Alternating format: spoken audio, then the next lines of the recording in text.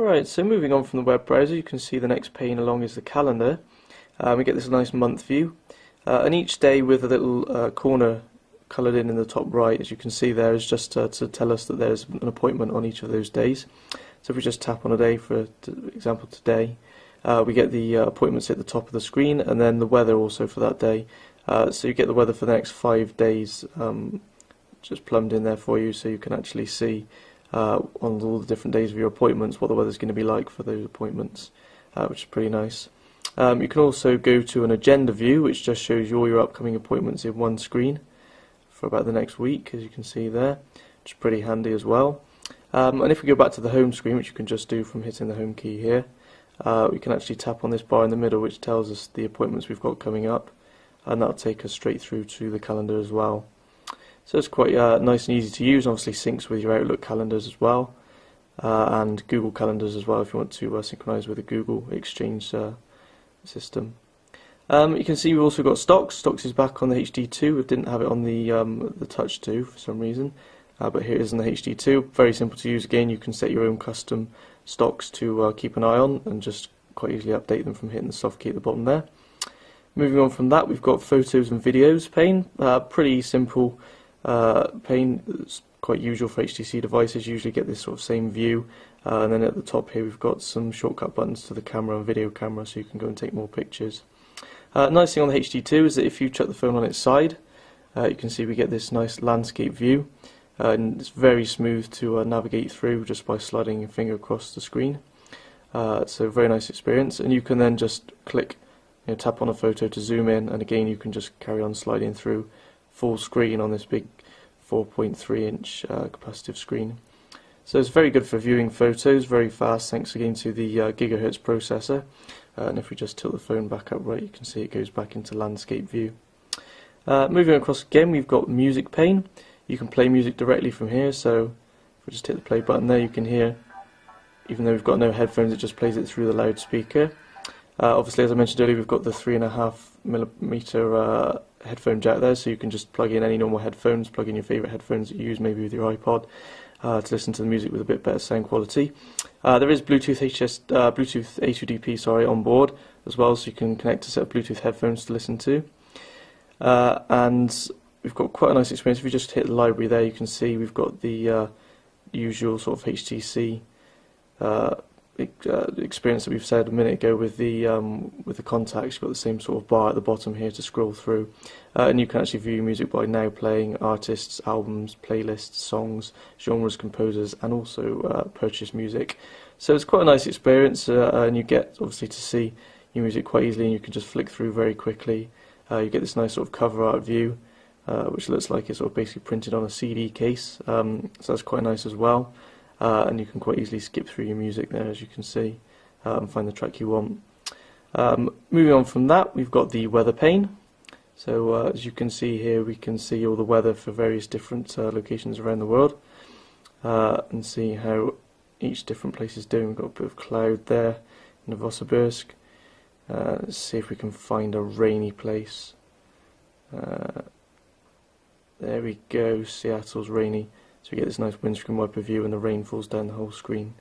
Again, it's just an extension of really what we get on the main home screen here when we first unlock the screen. That's the nice thing, is when you first unlock the screen you get the full weather view on the home screen, but after it's unlocked you just get sort of the little weather under the clock, just so it doesn't interrupt you using the other features of the phone. Okay, so as you can see, the pane after weather is the Twitter pane. You can actually reorganize these panes, so you don't actually have to have them in this order, which is quite nice. And as you can see, the Twitter pane again is this nice sort of black background with white text on top. Very smooth again to flick through all your tweets. And you can tweet directly from the pane just by tapping the box at the top there.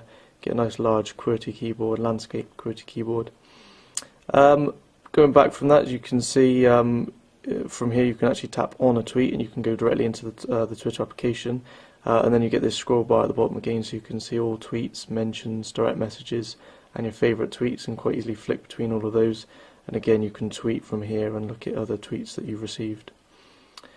Moving across from that, we've got the Footprints application.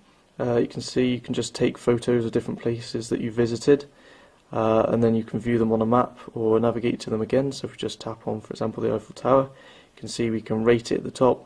We can leave voice notes. We can actually make text notes as well. It shows us the actual location, the coordinates there, based on where the GPS is picked up.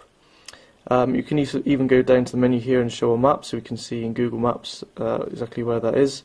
And in Google Maps we can use the pinch zooming, so we can zoom right in there on the Eiffel Tower, as you can see. And you can see as well it's very quick to load up Google Maps and allow us to browse around, especially when we're on the Wi-Fi connection like we are now. Very quick indeed. So coming back from that, you can, as I say, tap on one of these and we can maybe navigate to the Eiffel Tower. So that should open up Copilot Live. Get a 15-day trial when you actually start using the device and register it. And obviously that can be used as turn-by-turn navigation as well. So moving on from that, we've got just the settings menu at the end. And again, all the usual settings just all consolidated in this one place, so you can quite easily change all different settings without actually having to go into the full settings menu at the bottom there. Also, we forgot to mention the Windows menu. You can hit the Windows menu key at the bottom here, or you can obviously hit the start button at the top, and you get the usual Windows 6.5 menu that we've seen before on other Windows 6.5 devices. So another new feature that we've just started seeing on Windows Mobile 6.5 is the Windows Marketplace. So if we just quickly open that up so we can show you. As you can see, it's sort of quite basic, very large on this screen, very large text. And we can see what's most popular at the moment. We've got lots of different applications. Now, although the top ones here all say free, I've noticed from looking through that there seems to be an awful lot more charged applications that you've actually got to pay for than, say, the Android Marketplace or the Apple App Store. I mean, if we were to watch news, you can see all of these different apps, well, except for the odd one, need to be paid for. So it doesn't seem to be as much free content on the Windows Marketplace as there is on the Android Marketplace or the Apple App Store, which is a bit of a shame. But hopefully in future we'll start seeing a lot more free content to download onto the phone. At the moment it's quite basic. There isn't actually that much stuff on the Windows Marketplace compared to the other two different app stores. Again, we can search at the top there for different applications we want, and we get a nice large QWERTY keyboard. Obviously with a 4.3-inch screen, the keyboard is very easy to use. I'll actually show you that now in the messaging screen.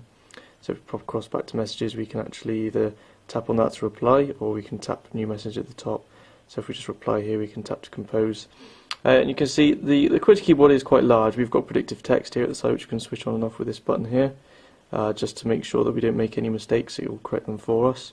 Or we can just flick the phone on its side, and you get a landscape view and an even larger landscape QWERTY keyboard, which is very nice.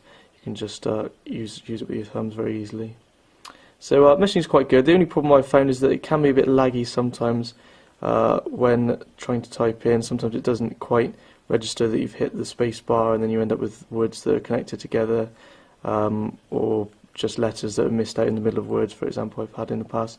So it does still take a little bit longer than using a proper hardware keypad, but the keys are very large, so it's a lot easier to actually tap them when you're trying to do something like maybe if you're trying to walk and text at the same time. It's easier to hit the keys without missing and hitting the wrong keys. So one thing I've noticed that seems to be missing on the HD2 is the usual Windows Mobile Task Manager. You can see there's this empty space at the top here where usually the Task Manager button would be, and there isn't actually a Task Manager to speak of there. Also, pressing and holding any of the hardware keys doesn't seem to bring one up. So the quickest way I've found to get to a Task Manager is to go to the options, go into Other, and find it in here, which is a bit of a pain, but I'm hoping that maybe that'll be patched for the final release. This is still just a pre-release unit, so it's not a final ROM. So if we go now, we can see YouTube's open. Let's just have a look at that. Let's switch to that. And you can see we've just searched for Mobile Burn, and again it's a very quick experience loading everything up, especially on the Wi-Fi connection, and we can just tap on a video here just to show you how quickly it is. This is the new menu that comes up when you put the device in the car. So you can see it's pretty nice quality, pretty good video quality. It's not very pixely at all. If you get close there, you can see it's very, very smooth. No pixely bits or jaggies or anything, so it looks very nice indeed. So we just stop that and go back. YouTube's very, very good on this device. If you use a lot of YouTube, especially on your phone, this is definitely a very good device to go for. You can see it opened up full screen as well, so that's pretty nice, and you can obviously view popular videos and bookmarked videos and the history of videos as well. So it's a pretty good YouTube experience on this phone. As you can see as well, we've got the task manager. There's plenty of stuff open and the phone's still running very, very quickly at the moment as well. So you can run a lot of apps at the same time and the phone doesn't even seem to worry at all. Talking of apps, you can just have a quick look and see all the different things that come pre-installed on the HD2. You can see we've got YouTube, as we just saw then, Footprints. I don't think there's an awful lot of games, just Teeter.